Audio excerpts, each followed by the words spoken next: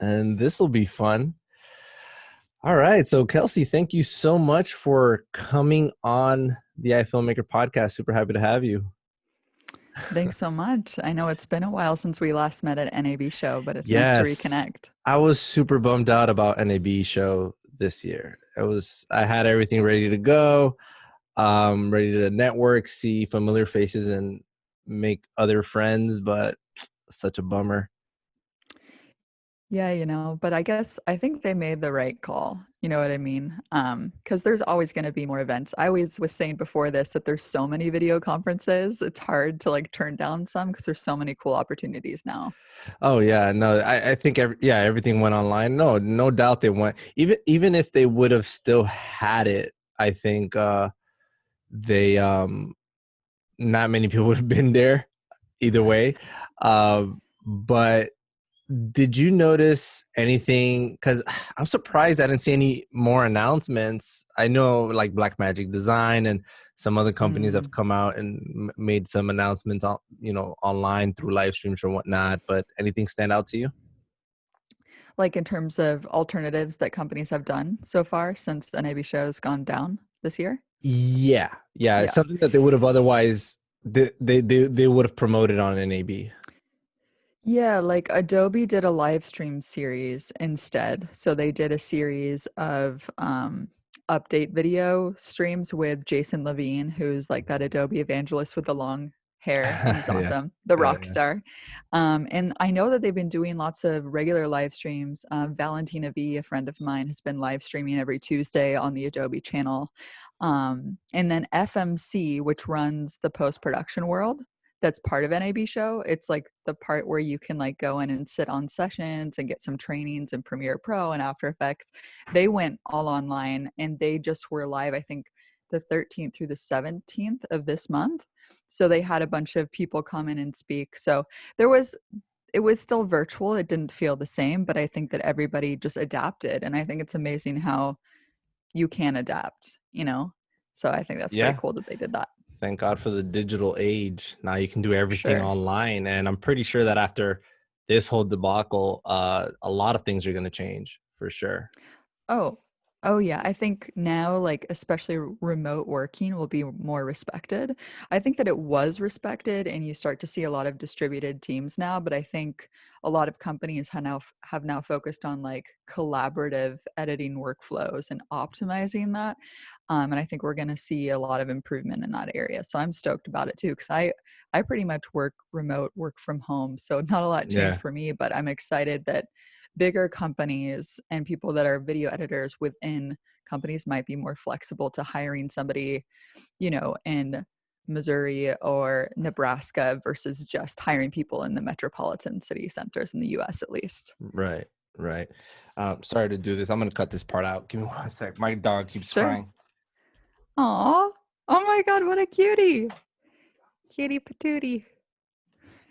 Doggy. She's usually here with me on every single recording. I don't know why she's crying to get out. I think She's she so knows. cute. Yeah, she's a golden. She usually like even jumps on me in the middle halfway through a episode. It's funny when it's live though. Um, so I want to get our audience, the audience that we know that obviously you're on YouTube and whatnot and do a lot of tips and tricks, especially with editing.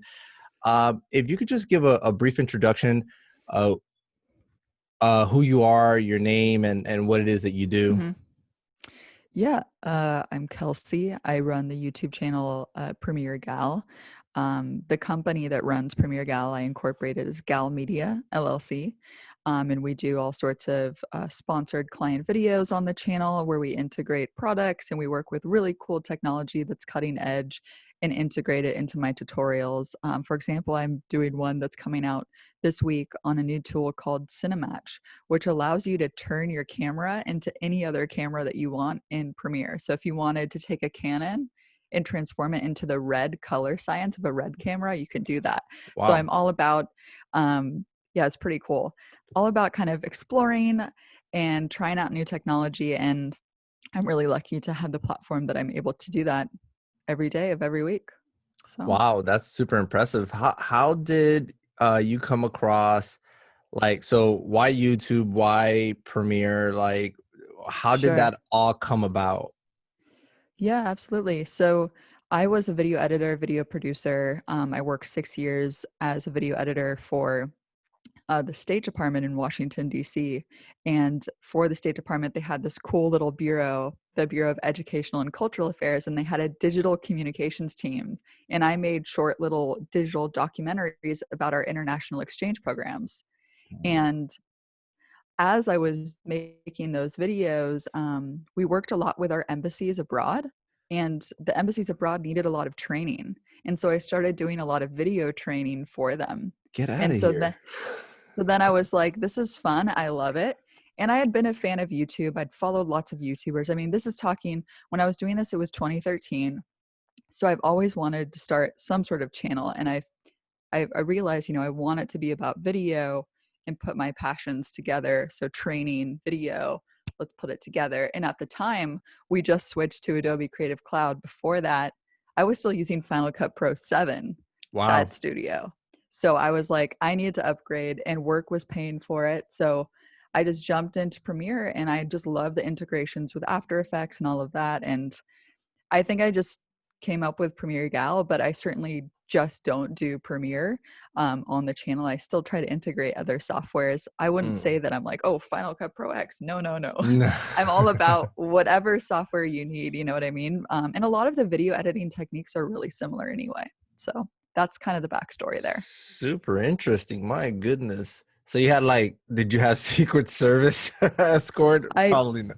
Sometimes. well, I did have a high level security clearance. Wow. So it was interesting place to work. I learned a lot about how the world works there. That's super interesting. My goodness. That's a whole nother conversation, I bet. It's a My. whole nother conversation. Yeah. So I guess I wanted to talk today about post-production work, workflows. I'm sure you know a lot about that. Um, Maybe you can give a rundown on how you kind of organize your footage, how you organize your files, and how you go about starting a brand new project. Yeah. Well, obviously there's sometimes where I wish I was a little bit more organized, as we all wish we Yeah, I are. bet. Sometimes you're in the heat of the week and you're just like offloading footage, but I generally have a structure where it's I have a folder for the project. So let's say I was doing a project for Hmm. iFilmmaker, I would call it iFilmmaker. And then within that, I'd have generally three set folders. One is called projects. It's 01 project. So it's the very first one. And in that, I save all of my project files, whether it's After Effects, Premiere Pro, Audition, Photoshop, whatever. And then I have a media folder, 02 media. And that's where I put all of my footage, any sound, any music. And then I have a 03 output folder, and that's where I put all my exports. And so generally just having that structure just helps me just like dump things easily into that folder structure. But yeah, I mean, I think that you don't need to label it that particular way. I just find that that works for me. Right. Um, so yeah, I Yeah. think Yeah. it really depends. I don't think that there's a right or wrong way to do the things. I think there's more efficient way of doing things, and there's some things that might take you a lot longer to do it. I Yeah. guess it depends on the project that you're doing, the assets, and the elements that you need for the Yeah. project. What are some, I guess, mistakes that you see a lot of people do? Like, let's say beginner editors that they kind Yeah. of walk into and kind of walk into some sort of bad habit thing that they do, maybe. I'm not sure if you've seen too Yeah, many of those. I think one thing could be, saving your media. Like if you're working off your computer and then you just get an external hard drive, but you forgot to move the files over Oh yeah. to the correct drive, and then you have media that's offline, and that can be a big beginner mistake too.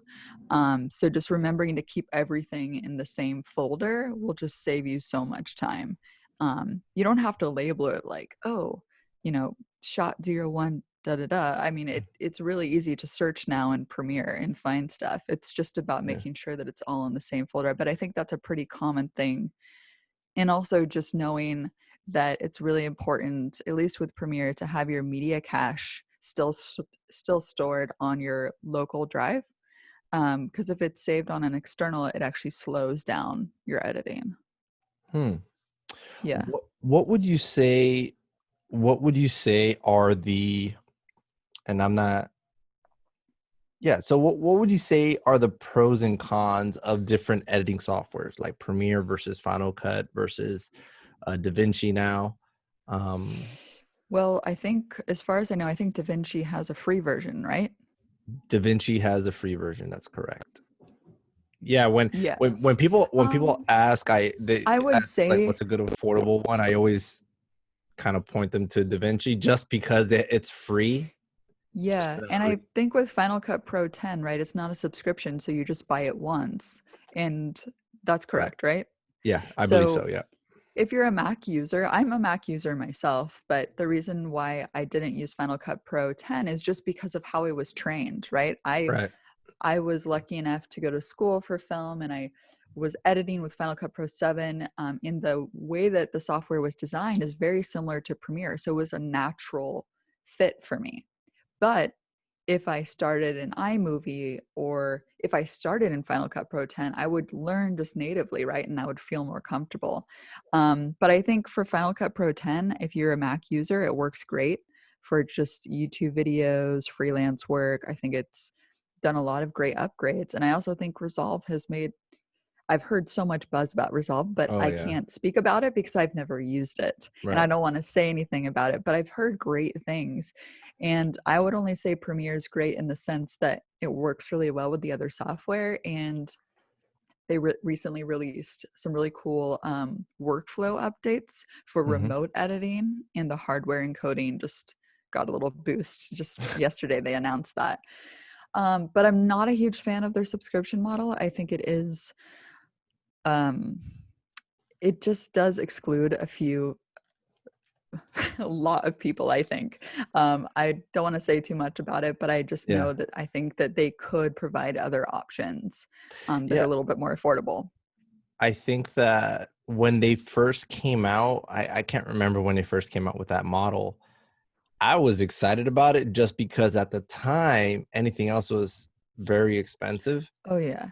Yeah. Um, I guess I haven't adapted, but now that if you look at it today, now you have for $300 you can get a Final Cut Pro 10, which has made great improvements, and Yeah. also DaVinci. I'm not sure what that price point is at right now. Is that I also have no 300 or is it idea. double that? I'm not sure. I think it's probably it's less than 1,000 for sure. Yeah, Um, but like, yeah, I think monthly payments, it adds up over time, right? sure. Everybody's on subscriptions now. I get all Right. these advertisements from businesses now, like, how do you Yeah. decrease your monthly spend? Yeah, everything is on subscription now. But I think for me personally, even if I was to go to DaVinci, I would still have to keep my subscription because I use the entire Creative Suite. Well, Yeah. quite a few of their software, so I would have to keep it regardless. But um, yeah, to me, I mean, it's a business expense for me. So, like, I think for most people Mm, also. Um, for sure. as a YouTuber, what what's trending out there regarding your channel? What do you see gets the most hype, most attention? What kind of videos that you make get people I th- excited? I think the ones that it's weird because sometimes I'll post a video that I think's gonna do really well and then it totally flops. And then 6 months later it like takes off. So I have no idea. It's really a gamble. If you Yeah. like gambling, join YouTube, guys. It's great.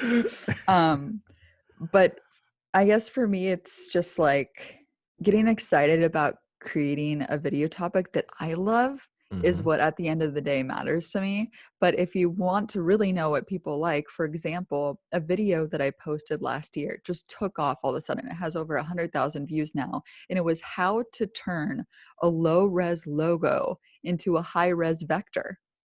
And it wasn't even Premiere, it was a Photoshop tutorial I did. Yeah. And it was, I guess it's a common issue. Usually if it's a common issue, it's a popular effect that people use all the time, usually it does pretty well. So for example, if you have a client who sends you this little low res logo, and you're like, well, I can't use this. How do you make it high res? And I guess a lot of people were Googling that, and that video Yeah. took off. So I've noticed, have you noticed that, since this whole pandemic, some maybe live streaming videos have gotten a lot more views, or is that not the case? live streaming, I haven't seen a huge amount of it. I've seen a lot more on Instagram in the very beginning. Hmm. Instagram lives, a lot of people were Instagram living with other people, but on YouTube, I didn't see as much. But Mm, I did see an increase in viewership in general. I'm not sure, I can't speak for all the channels, but I know that a few other channels, they got a lot more traffic because more people were inside right. watching and catching up. That's crazy how all this happened, and now like your mentality basically has to switch over to how you do business. For a lot of people, especially like the YouTubers and people that stay online, maybe not so much. I think you were mentioning that earlier, but Yeah. it's basically ghost town everywhere. Yeah, you have to adapt. I recently did because I noticed that a lot of people are doing a lot of video calls and editing people in the interviews. So I made this 33 pack of split screen templates. So you can have like 20 people in frame, and it's just placeholders so people can drag and drop the video and it's automatically placed in the split screen. So I had to think creatively, like what would people be interested or find useful right now. Yeah. Um, and so, yeah, it definitely changed some of my strategy in terms of content for sure. Yeah, and is that I've noticed that when things happen, for example, when IGTV rolled out, right? When Instagram rolled out with Yeah. IGTV, then you started seeing a lot of people, a lot of YouTubers come out and start showing you tutorials on how to record vertically and how to edit vertically and Yeah. do things like that. And now we have what's it called? Quibi. Quibi just recently came out. It's basically a I streaming haven't heard of service. it. I Hmm. know, and I've been seeing these ads, which I always ignore. Um, but then on a podcast that I listened to, I believe it was the Film Right podcast, Ryan was with his editor, uh, Hager, forget his first name, but he said he had a big job with Quibi. I'm like, what the heck is Quibi? So I go on, and it's basically a streaming service where you can go and put episodes or seasons or whatnot all vertical. So I go out there and I see it, and I think like the first one is like Reno 911 or whatnot, like actual shows that come out Whoa. on TV, and they're all vertical, basically repurposed, reframed to play back vertically, which is That's really very, interesting. very interesting. But it's insane how something like that just takes off. Now Hmm. people shooting vertically, which is insane. So now the thing is live streaming or Instagram live, Instagram Live and things like even that. IGTV, I think, is doing a little bit better now too. A lot of people doing videos there to engage with other people and posting them on Yeah. their feed. So, S- yeah.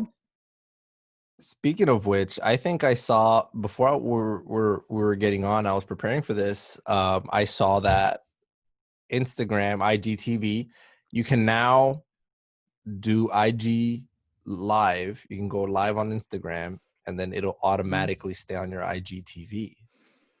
Before you couldn't do it. Oh, Before you couldn't yeah. do that. Before it I saw that. disappeared, right? Right, right. I literally just saw it on a newsletter that I received from later.com, and that was basically the headline. Huh. So I'll make sure before this goes live, if this is still heard on iTunes or Spotify, wherever you guys listen to this, if you're hearing this, it's because it's true. If it's not, it's because I removed it. I think that's interesting. I mean, I think live is great because, Hmm. I mean, as a video editor too, I'm not saying that editing is bad, but it does take a Hmm. lot of time. And if you're doing live content, you can just Oh my finish it and it's gosh. posted to your page and then you're done. And if you want to have more content, rather than doubling up and doing more edited videos, you can try it out and see how it does on your channel. I think it's going to be slow when you're first starting it out, but if you're consistent, I think that especially now, why not try it out? It's probably the best time to give it a go. Yeah, I mean, that's literally why, one, I have a podcast, two, I do the podcast live, because I tried, I love YouTube, but my main work is as a freelancer. I'm a filmmaker Hmm. and whatnot, and that's my main work, and it keeps me pretty busy. But to continue to do videos for YouTube, and I was basically trying to be in both worlds, and that's almost impossible when you're super It's very busy. difficult. Um, so then I'm like, all right, let me just do audio. Audio is super simple. So I did the podcast. And then once again, the instincts kick in. I'm like, this has to go on video. And then I try to do it where I just record it and then edit it. I'm like, it doesn't need too many cuts. Let me just put an intro and an outro. Even that was too much. I'm like, let's just do it live, and whatever stays on there stays on there. Um, Yeah. and so that's where now I was just trying to polish it up and whatnot, and make that even a little bit better. But it's definitely much easier to just go live like that. You just have to figure out ways to polish it up and make it look nice while you're live. Yeah. But that's the trick. Yeah, there's some pretty cool tools. I'll send you the link. This company reached out to me and it's a pretty Hmm. cool studio. It's like a web browser similar to what you sent me before. And they have like lower thirds you can have and questions pop up from the audience. So it's like Is a that really is cool. yeah, is that Ecamm Live? It's not Ecamm Live. Really? Um, but to be completely honest, I'm totally blanking on the name. I have no idea what it's No, called. it's cool. Yeah, I know that uh Pat Flynn, Pat Flynn from Smart Passive Income, he Yep. uses Ecamm Live for his live streams, and it looks pretty solid. I actually got the subscription.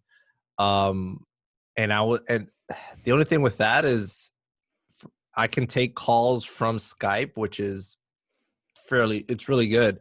And what I saw was amazing. You can even get the comments and put them live on screen while Yeah. you're live. It's pretty cool stuff.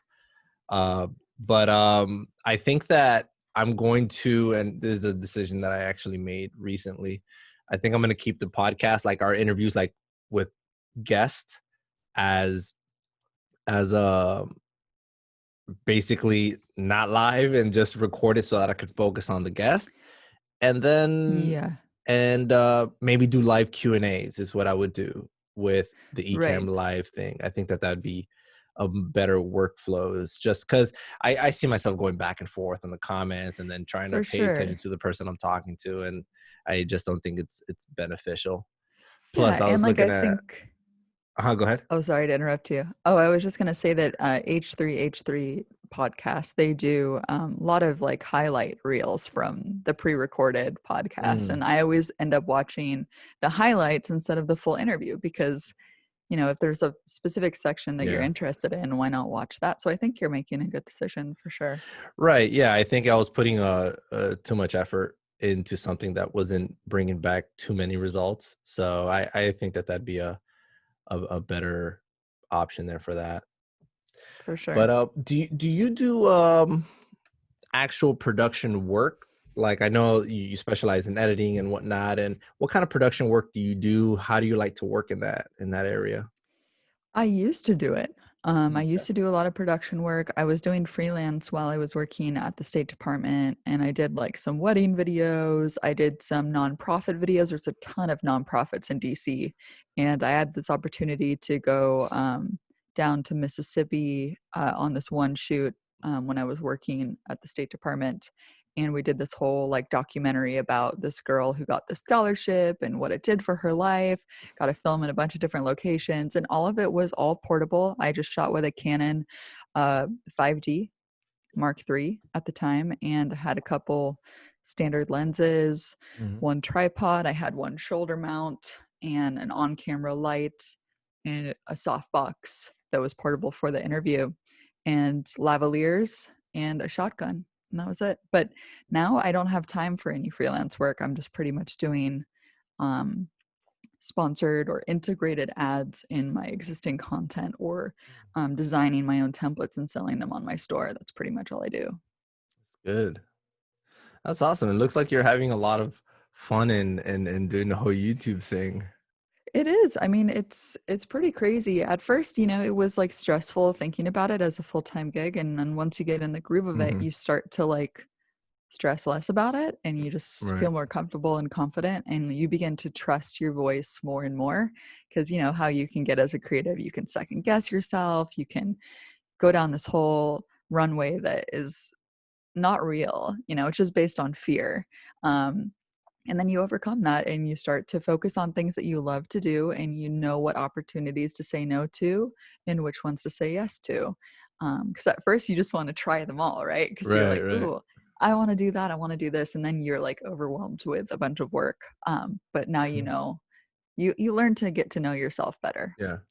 because it's you too, right? Yeah, yeah. It's very true. At what point did you feel in your whole YouTube career, I could do this for a living? It was about a year and a half into it.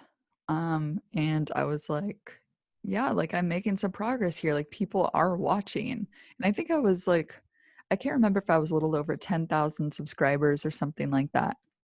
But I was getting sponsors even then. And it was at that moment that I was like, maybe I should just take a leap of faith and run with it. And I did. I quit my job and I just went with it Wow. and haven't looked back. So, Wow, congratulations for that. I know a lot of yeah. people would kill to do that now. People even today are starting YouTube channels and whatnot. What advice would you give someone starting today YouTube I channel? would I guess I would say for me when I was first starting out, like I guess I was like really eager to connect with people and I thought that doing interviews at like conferences and stuff would like get hits and stuff and people would be interested, but it was really my own interest only. So I wish that I had known more about like SEO and like trending topics and how the relationship between the YouTube title and the thumbnail and the keywords have a huge impact on the algorithm in your video showing up. I use a tool called vidIQ. It's very similar to TubeBuddy now, and I wish that I had that when I was first starting out because I didn't really know what I was posting. Some of the videos did great, but I wasn't as consistent with my content. So Mm, I wish I knew more about the SEO bit when I right. started. Yeah, I mean, it's a complete what year did you start your YouTube channel? I started August 2016. Yeah, it's a completely different time right now. 2016, that's 2013. Yeah, that's a few years after I even started doing video as a business because I did it for many Mhm. years before then started my business in 2013. And but yeah, it's a completely different time. Like every other person is starting a YouTube channel. That's It's that's pretty true. wild. Yeah, You got in really I know. good. Yeah, I mean, I would say that like there's it's never I think Sean Canel says this, it's never too late to start, you know, Yeah, the best day to start is now. yeah, And that you shouldn't feel like, oh, it's ever too late because I mean, come on, there's new people all the time. And if everybody said that, then yeah. there wouldn't Sh- be those big Sean's people today. awesome. Sean's awesome. I had him on the show a few episodes Oh, back. great. Yeah. He had a ton of information. Super, super cool cat. Um, so man, this has been great. I know you have another episode to get ready for. Where can people find your stuff? And tell me a little bit about your store. What other stuff do you have on there? Yeah, well, you can find me on YouTube. My website's premiergal.com. On the website, I have my store and I sell just little fun little templates to help you out. I have some text message templates, like little bubbles that come up that are like whoop, whoop, whoop. And I have some split screen templates and I have what else do I have there? Just some like modern title templates that are super optimized for Premiere Pro. They're like the Mogurt files, the motion graphics templates. So instead of designing them in After Effects and bringing them in Premiere Pro, which sometimes they perform pretty slow in rendering when it does that, but I prefer to use the Premiere Pro design for that. And yeah, you can go there and check it out to see if there's something there that you like. And I also take requests as well. And if I get enough of one topic, usually I'll end up making it. It's awesome. Well, thank you so much for spending the time here on this show. It was very, very, uh, I guess, a lot of fun. A lot of fun. I love talking to new people and just getting to know how their motivations and how they work and all that stuff. So thank you so much for all For that. sure. Um, cool. Let me stop this recording.